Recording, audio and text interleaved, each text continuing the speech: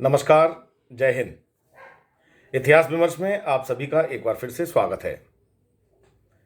आज इतिहास विमर्श में इस एपिसोड में हम चर्चा करेंगे यूजी फर्स्ट ईयर के लिए किस प्रकार से परीक्षाओं की व्यवस्था रहेगी और इसके परीक्षा फॉर्म कब से भरे जाएंगे। बहुत से विद्यार्थी लगातार ये जानना चाह रहे थे कि फर्स्ट ईयर की परीक्षाएं कब से होंगी और कब से इनके परीक्षा फॉर्म भरे जाएंगे। अभी फिलहाल सेकेंड ईयर और फाइनल की परीक्षाएं चल रही हैं। इसी प्रकार से फर्स्ट ईयर की परीक्षाएं इस वर्ष प्रारंभ होने वाली हैं। इसी अप्रैल माह के 25 अप्रैल से बीए, बीएससी, बीकॉम, बीएचएससी, बीबीए, बीसीए इन सभी की परीक्षाएं प्रारंभ हो जाएंगी। जीवाजी विश्वविद्यालय ने इस संदर्भ में अपना टाइम टेबल घोषित करने के लिए तिथि तय कर ली है। अभी समाचार पत्रों में यह जानकारी दी गई है कि जीवाजी विश्वविद्यालय 25 अप्रैल से अपनी यूजी की परीक्षाएं प्रारंभ करने वाला है। इसके लिए रेगुलर और प्राइवेट दोनों मोड के जो विद्यार्थी हैं, चाहे वो प्राइवेट रूप से बैठ रहे हैं या रेगुलर विद्यार्थी के रूप में पढ़ रहे हैं, उन सभी की परीक्षाएं 25 अप्रैल से एक साथ होंगी। और इसके लिए परीक्षा फॉर्म भरने की तिथि भी उन्होंने घोषित की है। मंगलवार यानी 5 अप्रैल से उन्होंने ये तिथि घोषित की है। एक आध दिन में जब फॉर्म अपलोड हो जाएंगे तो ये परीक्षा फॉर्म भी भरे जाने लगेंगे। सबसे पहले जो रेगुलर विद्यार्थी हैं वे परीक्षा फॉर्म भरेंगे अपने महाविद्यालय में जाकर। उसके बाद जो प्राइवेट विद्यार्थी हैं, जो इस वर्ष प्राइवेट मोड में परीक्षा देने वाले हैं फर्स्ट ईयर में, वे अपने परीक्षा फॉर्म भरेंगे और वे भी उसी सेंटर पर जाकर परीक्षा फॉर्म भरेंगे जहां से उन्हें परीक्षा देना है। इसके लिए जो रेगुलर विद्यार्थी हैं उन्हें अपनी नियमित जो फीस उन्होंने जमा की है रेगुलर परीक्षार्थी के रूप में, तो अपने महाविद्यालय की फीस की रसीद, 10th और 12th की मार्कशीट, इसकी फोटोकॉपी, ये उन्हें ले जाना अनिवार्य है। साथ ही साथ जो प्राइवेट विद्यार्थी हैं, जो इस बार प्राइवेट मोड में बैठे हुए हैं, वे अपने साथ जो डॉक्यूमेंट्स लेके जाएंगे परीक्षा फॉर्म भरते समय, तो वो 10th 12th की अंक सूची के साथ साथ यदि गैप है, किसी भी प्रकार का गैप है इंटर के बाद आपका, तो आपको गैप सर्टिफिकेट लेके जाना होगा। साथ ही साथ आपको सेंटर फीस भी जमा करनी होगी। परीक्षा फीस प्लस सेंटर फीस, ये दोनों आपको ऑनलाइन जमा करनी होंगी। परीक्षा फॉर्म भी आपको ऑनलाइन जमा करना होगा, लेकिन ऑनलाइन फीस जमा करने के बाद सारे डॉक्यूमेंट्स लगा के आपको सेंटर पर अपना फॉर्म जमा करना होगा। यदि ऐसा नहीं करेंगे तो आप परीक्षा में बैठ नहीं पाएंगे। तो आप केवल ऑनलाइन परीक्षा फॉर्म जमा करके ही तीसरी न मान लें, उस परीक्षा फॉर्म को संबंधित डॉक्यूमेंट्स लगाकर आपको परीक्षा सेंटर पर जमा करने होंगे। और अब हम देखते हैं कि जो इसमें परीक्षा की विधि है वो विधि किस प्रकार से रहेगी और उसको कैसे उसके आधार पर प्रश्न आने वाले हैं, किस प्रकार से प्रश्न पत्र आने वाले हैं। हालांकि इस संदर्भ में मैंने ये पिछले वीडियो में काफ़ी चर्चा की है कि बीए फर्स्ट ईयर में जो परीक्षा का पैटर्न है वो किस प्रकार रहने वाला है। आप चाहें तो इसको देखें, इसमें सारी जानकारी आपको मिलेगी। आज मैं कुछ अलग से चर्चा करना चाह रहा हूँ। इस वीडियो में आपको बताऊँगा कि किस प्रकार से आपको परीक्षाएँ देना है। इसमें मूल रूप से 3 सेक्शन होंगे आपके। 3 सेक्शन होंगे, ए, बी और सी, खंड अ, व और स। और इनमें जो खंड अ है वो अति लघु उत्तरी का है, व है या बी सेक्शन जो है वो लघु उत्तरी का है, और सी सेक्शन जो है वो दीर्घ उत्तरी प्रश्न का है। इनमें आपको जो अति लघु उत्तरी है उसमें आपको कम से कम 50 शब्दों में आंसर देना है।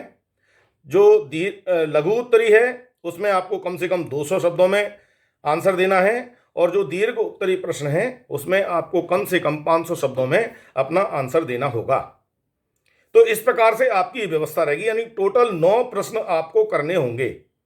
9 प्रश्न आपको करने हैं, और इनके लिए जैसे अति लघु उत्तरी आपके 3 प्रश्न आएंगे, तो उन 6 प्रश्न आपसे प्रश्न पत्र में पूछे जाएंगे, कम से कम 6 पूछे जाएंगे। उन 6 में से कोई भी 3 आपको सॉल्व करना है।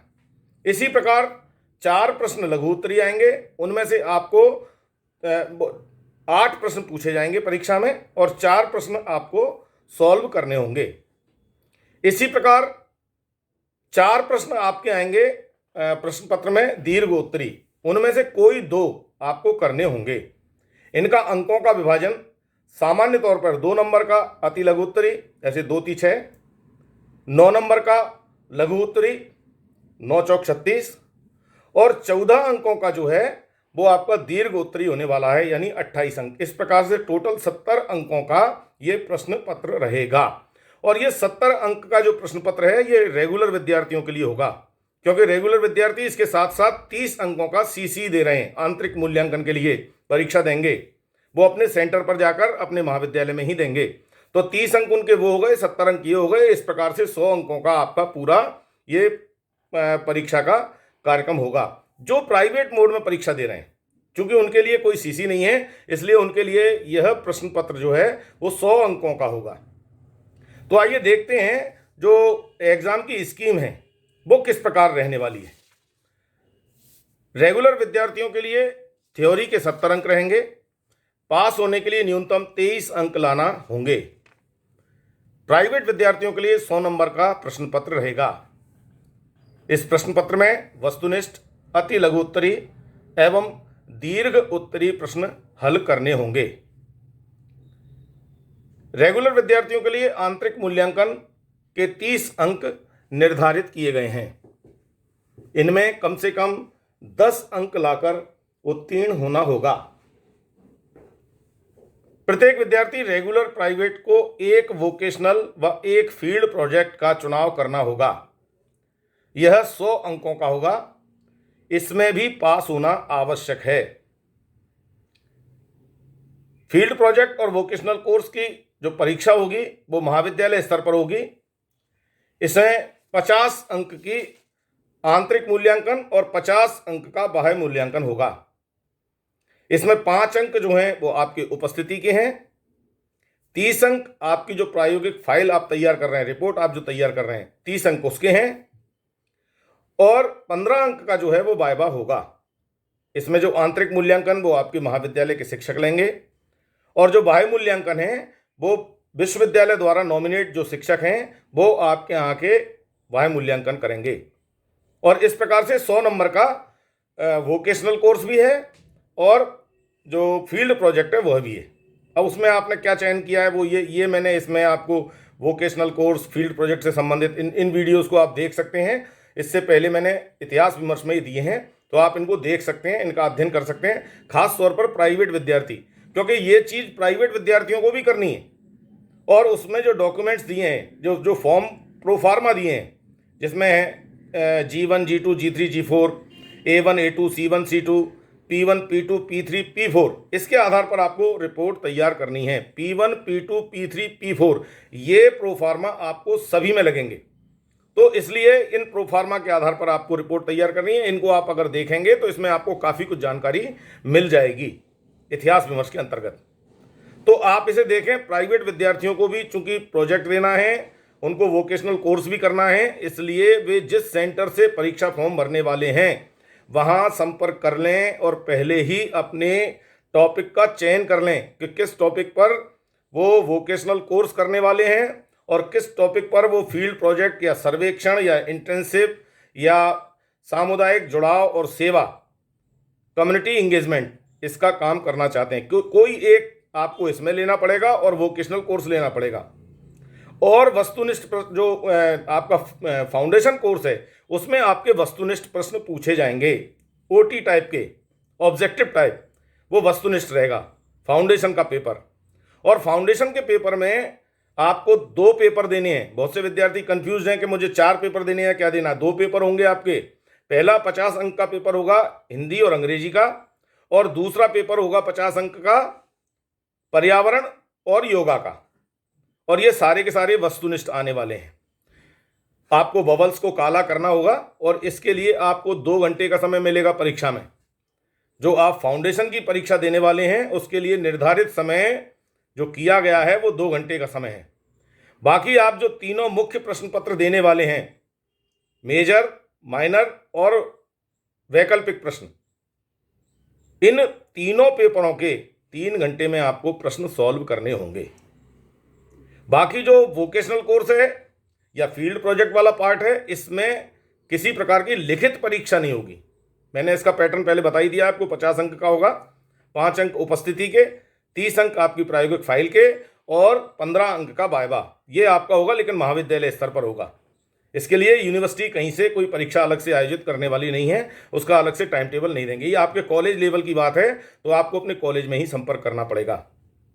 तो इस प्रकार आप अपनी तैयारी करें। 25 तारीख से आपके पेपर शुरू होने वाले हैं, 25 अप्रैल से इसके परीक्षा फॉर्म 1-2 दिन में आ जाएंगे, तो आप अपने परीक्षा फॉर्म भी भरें। चूँकि इस समय महाविद्यालयों में परीक्षाएं संचालित हो रही हैं, दोनों पालियों में हो रही हैं, सुबह 9 से 12 और दोपहर में 2 से 5, इसलिए अधिकांश शिक्षक इन परीक्षाओं में व्यस्त हैं। इसलिए बहुत स्वाभाविक है कि आपको सभी विषय के शिक्षक जो हैं वो कॉलेज टाइम में उपलब्ध नहीं हों। तो जब वे उपलब्ध हों तब आप उनसे संपर्क करें। विषय का चयन भी खास तौर पर जो प्राइवेट विद्यार्थी बैठ रहे हैं, क्योंकि इस बार उनको भी जो राष्ट्रीय शिक्षा नीति है उसके अंतर्गत उसी तरह से परीक्षाएं देनी होंगी।